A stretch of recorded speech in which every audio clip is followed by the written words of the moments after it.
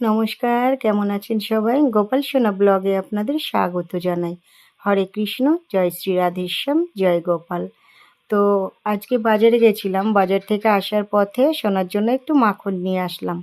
আর অনেকটাই না আজকে কাজ রয়েছে। তাই বাবান সোনাকে বললাম, "সোনা, তুমি তাড়াতাড়ি সেবা নিয়ে শয়নে যাও। আমার তো অনেক কাজ আছে। কারণ কালকে ষষ্ঠী। আমার তো একা হাতেই সব কিছু গুছিয়ে নিতে হবে।" তো বাবান সোনাকে এই বলে আমি একটু সেবাটা দিয়ে দিলাম। আর হাতে না জাম দিয়ে রেখেছিলাম। তো জামটা নিয়েই বসে আছে। আর মাখনটা সেবা দিয়ে দিয়েছি। আর একটা গেঞ্জিও পরিয়ে দিলাম, কারণ রাত্রিবেলায় যখন বাবান সোনা শোয় না, তখন একটু হালকা পাতলা গেঞ্জি পরিয়ে শোয়ালে আমারও ঠিক তৃপ্তিটা আসে। আর এই যে ছোটন বাবা সোনাকে, একে একটা জামা পরিয়েছি আজকে। আর এই সোনাকেও একটা জামা পরিয়েছি, কারণ আজকে একটু সুন্দর সুন্দর জামাগুলো রাত্রিবেলায় পরিয়ে দিয়েছি। কারণ কালকে সকালবেলায় তো ভীষণ পরিমাণে ব্যস্ত থাকবো, তাই বাবানদের আগে থাকতে আমি রেডি করে নিয়েছি। তো এই যে কালো মিষ্টি নিয়ে এসেছি। আর আমার বাবান সোনা না কালো মিষ্টিটাই ভীষণ পছন্দ করে।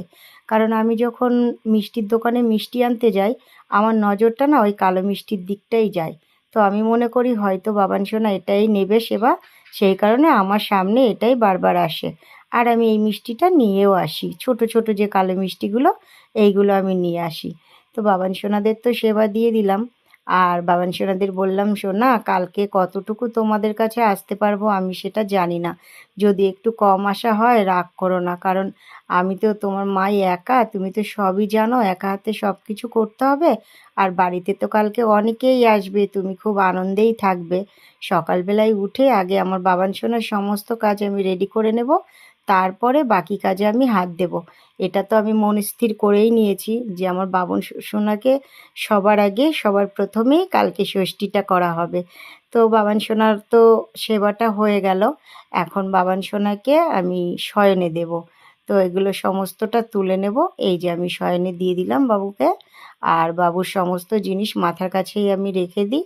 আর ৩ সোনাকেই শয়নে দিয়ে দিয়েছি। গাভী মাতাও সোনার কাছেই থাকে।